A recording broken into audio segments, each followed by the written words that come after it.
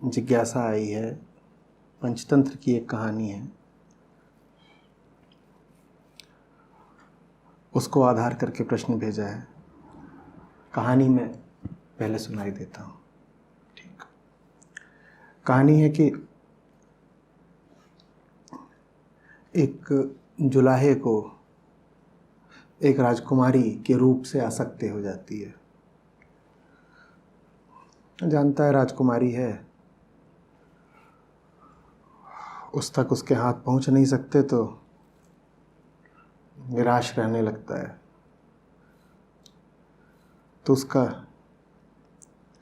एक दोस्त होता है।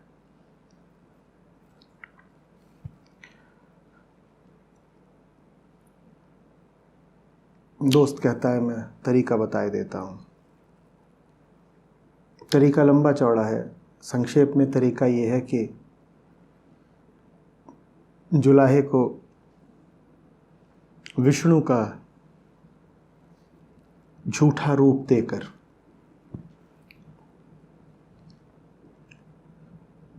विष्णु शाही वाहन तैयार करके, विष्णु जैसे ही अस्त्र शंख इत्यादि दे करके राजकुमारी के पास भेज दिया जाता है और तीर तिकड़म से राजकुमारी को ये भरोसा दिला दिया जाता है कि वो जुलाहा नहीं है, विष्णु ही है। कहानी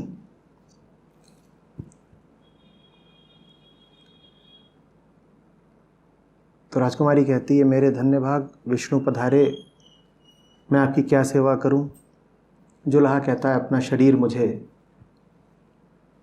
अर्पित कर दो।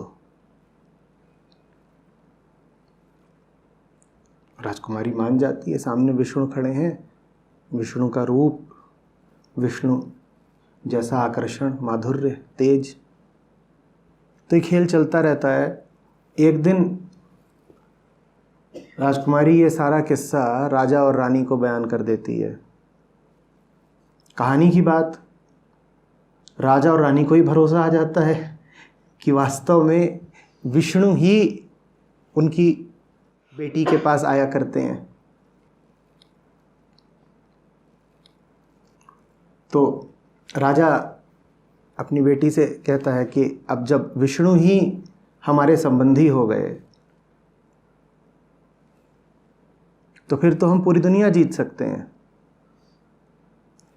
तो राजा आसपास के 5-6 देशों से लड़ाई मोल ले लेता है। किस दम पर? इस बूते पर कि मेरी बेटी के प्रेमी तो स्वयं विष्णु हैं, मुझे कौन हरा सकता है।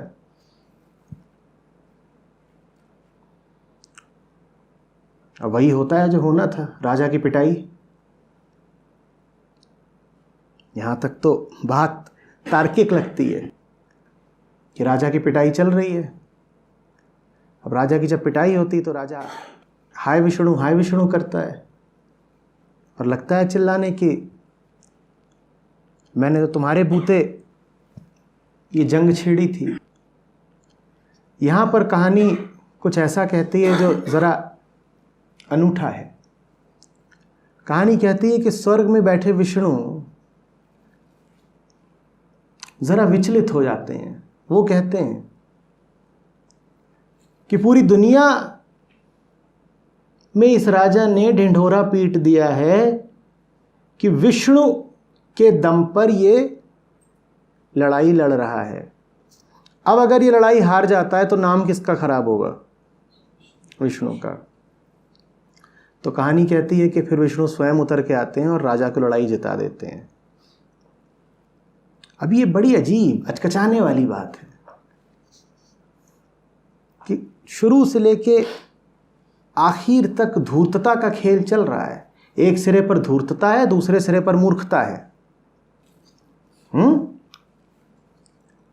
और धूर्तता और मूर्खता के इस खेल को विष्णु क्यों प्रश्रय दे रहे हैं? वो क्यों पहुंच गए समर्थन देने, आशीर्वाद देने? यही बात ने पूछी है पंजाब से। समझना होगा दो बातों को। पहली बात पंचतंत्र क्या है, दूसरी बात ईश्वर या भगवान से क्या आशय होता है। पंचतंत्र आदमी के मन का खाका है।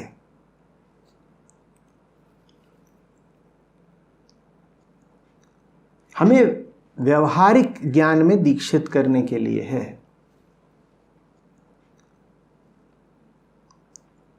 सत्य क्या है, पंचतंत्र को और विष्णु शर्मा को इससे कोई सीधा प्रयोजन नहीं है। उन्हें प्रयोजन है ये बताने से कि ये संसार कैसा है, आदमी की बुद्धि कैसी चलती है, दुनियादारी क्या है, व्यवहारिकता क्या है। समझ रहे हो। दूसरी बात, ईश्वर कौन। सत्य और ईश्वर में भेद होता है।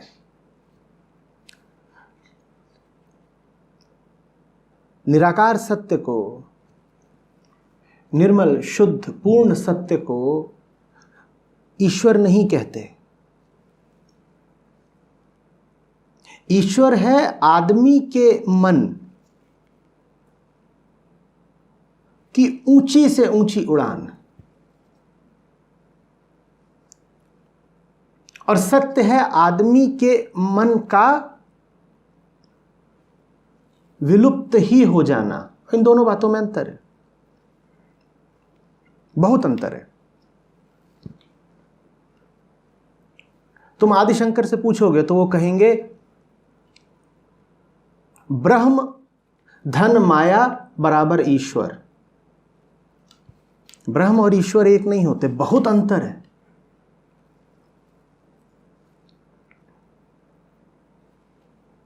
तो हमारे ईश्वर बहुत कुछ हमारे जैसे होते हैं।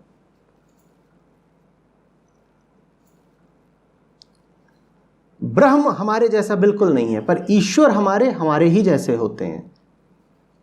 तभी तो वो हमें पहचानते हैं, तभी तो वो हमसे संवेदना रखते हैं, और तभी तो हम उनके सामने प्रार्थना करते हैं कि हमारी इच्छाओं की पूर्ति कर दो। ब्रह्म तो तुम्हारी इच्छाओं की पूर्ति नहीं करने वाला, क्योंकि ब्रह्म के सामने इच्छा जैसी कोई चीज होती ही नहीं। हाँ, ईश्वर के सामने तुम चले जाते हो, हमारी इच्छाएं हमारी मुरादें पूरी करो।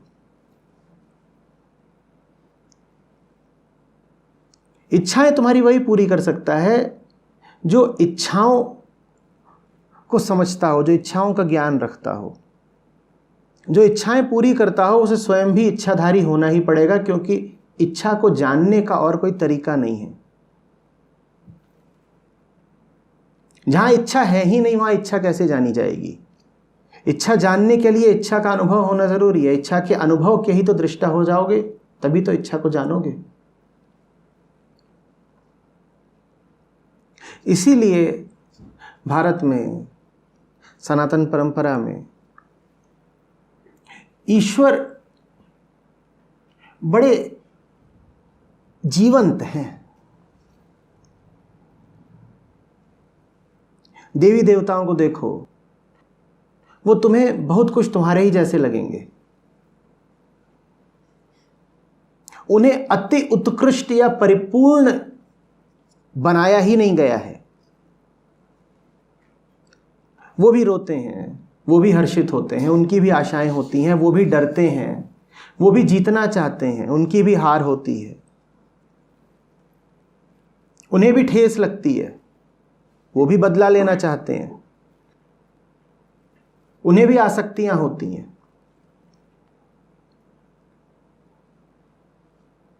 इस कथा से यही समझना कि जिन देवताओं को तुमने गढ़ा है वो तुम्हारे ही जैसे हैं।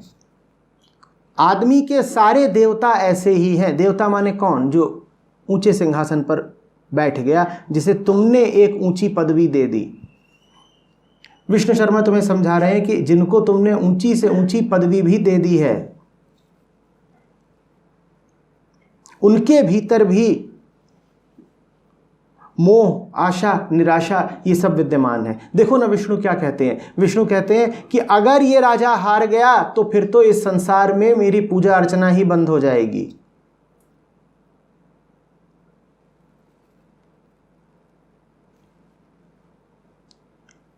कहानी बड़ा मर्म रखती है। ये तुम्हें बता रही है कि परम सत्य को छोड़कर जो भी है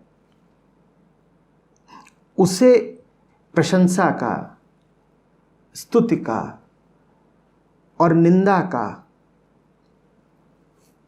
ख्याल रखना पड़ता है। हम ऐसे ही हैं। जब हमारे देवता भी ऐसे हैं तो हमारा तो ऐसा होना पक्का है। और व्यवहार बुद्धि इन बातों का ख्याल रखे। तुम जिसके भी सामने खड़े हो, अगर वो हाड़ मांस का बंदा है तो प्रशंसा से पुलकित होगा और निंदा से चिंतित होगा। सीख सकते हो तो सीख लो।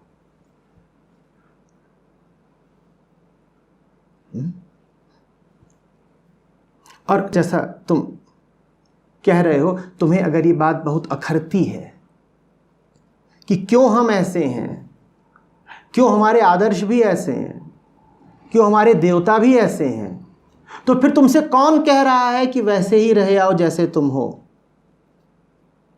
मानव और देवता तो सब एक हैं। जो कुछ साकार है सब एक है। जो कुछ भी छवियों में कैद किया जा सकता है, जिसका नाम है, जो चलता है फिरता है, जिसके बारे में कोई कहानी कही जा सकती है, वो सब एक है। तुमसे कौन कह रहा है कि तुम कहानी के धरातल पर ही जियो अगर तुमको ये कहानियां अखरती हैं। उठ जाओ ना। फिर छोड़ो तुम ब्रह्मा विष्णु महेश को।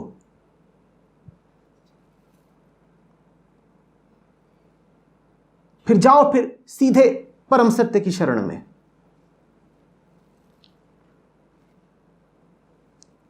देवता उनके लिए हैं जो निष्काम भक्ति से अभी अछूते हैं। देवता की भक्ति करना माने सकाम भक्ति करना। जिन्हें अपनी कामनाओं की पूर्ति करनी हो वो देवताओं के पास जाएं। और देवता माने कौन? जो मानवता के उच्च सिंहासनों पर आसीन है। सकाम भक्ति, जाओ देवताओं के पास। हां, निष्काम भक्ति अगर उठी है तुम में तो फिर सीधे परमात्मा। सकामता अगर खल रही है तो शुभ संकेत है। साधक की यात्रा में एक मोड़ आता है जिसके बाद उसे देवी देवता भी अच्छे लगने बंद हो जाते हैं, जब वो सवाल उठाना शुरू कर देता है।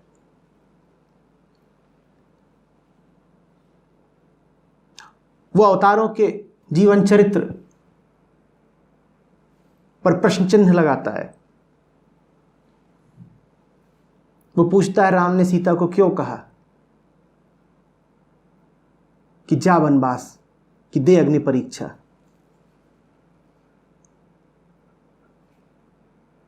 वो पूछता है कि कृष्ण ने क्यों भीष्म, द्रोण, दुर्योधन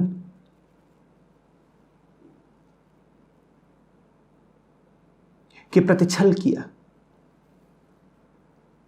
जब तुम्हारी बुद्धि इस तल के सवाल उठाने लगे,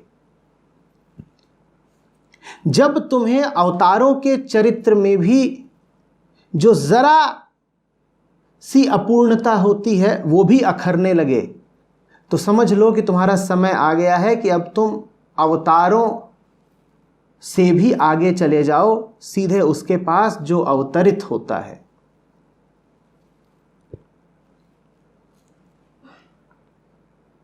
बात समझ में आ रही है?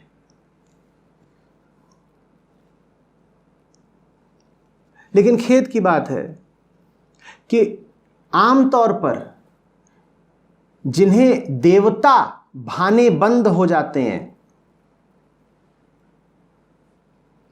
वो देवताओं के प्रति अपनी अरुचि को अध्यात्म से ही कटने का बहाना बना लेते हैं।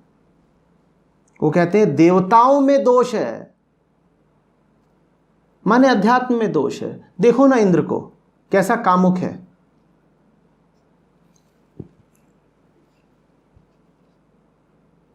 और शंकर भगवान भी किसी को भी कोई भी वरदान दे देते हैं, फिर बाद में बखेड़ा खड़ा होता है।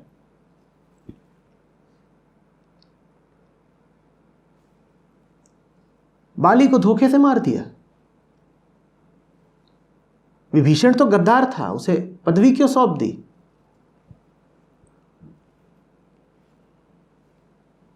और इस तरह के प्रश्न बहुत उठे हैं।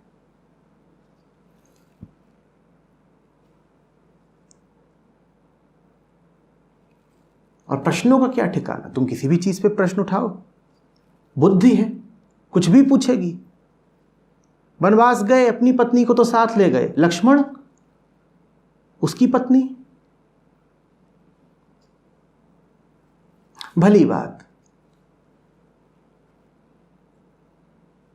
भली बात कि तुमको अब जहां जरा सा भी दोष दिख रहा है अपने अनुसार, वो तुम्हें सुहा नहीं रहा है। पर अगर दोष दिख रहा है तो अब तुम्हें देवत्व से आगे जाना होगा, देवत्व से वापस मत मुड़ जाना।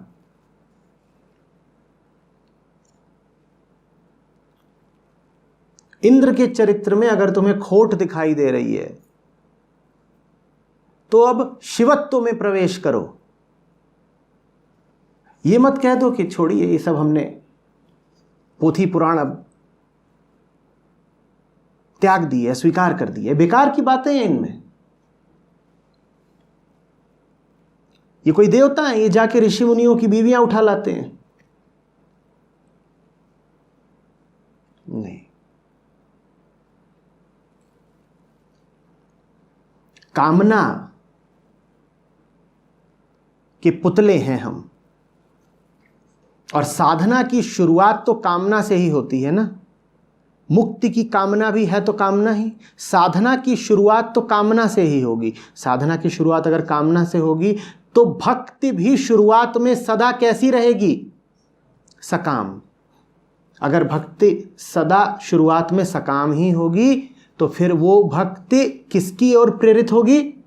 देवताओं की ओर। तो देवताओं का यही मूल्य है, वो शुरुआत में सहायक होते हैं। शुरुआत करने के लिए देवता भले, ईश्वर भला। उन्होंने शुरुआत तो कराई, अब तुम्हें और आगे जाना है तो उनके आगे जाओ, वापस मत मुड़ो। ये ना कहो कि ईश्वर में खोट है, मैं आगे नहीं जाऊंगा। और आदमी को ईश्वर से शिकायतें बहुत है। खूब सवाल सुनते होगे, अगर ईश्वर ने दुनिया रची है तो इस दुनिया में इतना पाप क्यों है? अगर ईश्वर इंसाफ पसंद है तो इस दुनिया में इतनी नाइंसाफी क्यों है?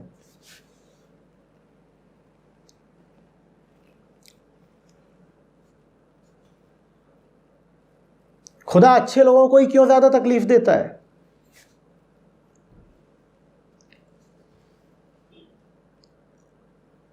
तोहमत मत लगाओ, आगे बढ़ो।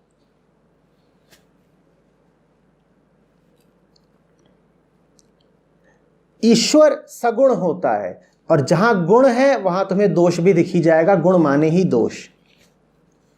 ब्रह्म निर्गुण होता है। जब तुम्हें दोषों से बड़ी आपत्ति होने लगे तो फिर सीधे निर्गुण की शरण में जाओ, और कोई तरीका नहीं है।